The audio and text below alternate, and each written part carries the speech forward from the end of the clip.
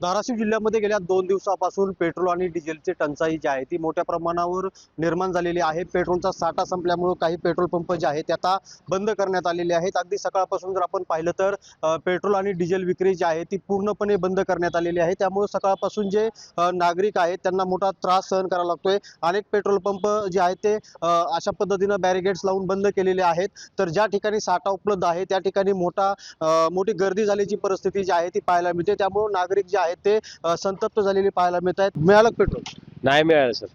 कधीपासून कुठं कुठं फिरला तुम्ही? खूप कळंबमध्ये खूप ठिकाणी फिरलो, नायराम असेल कुठल्या बी ठिकाणी असेल, पण पेट्रोल पंप बंद आहे आणि पेट्रोल काय भेटलेलं नाही, डिझेल पण काय भेटलेलं नाही. आता कसे गाडी चालवायची? काय गाडी बंद करायची, घरात लावायची आणि चलत फिरायचं. दुसरा पर्याय नाही. अशी वेगळी परिस्थिती आहे। मिळालं का पेट्रोल? नाही ना मिळाले. सगळ्या कळंबमध्ये हिंडलो, जेवढे पंप आहेत तेवढे हिंडलो, मिळालंच नाही.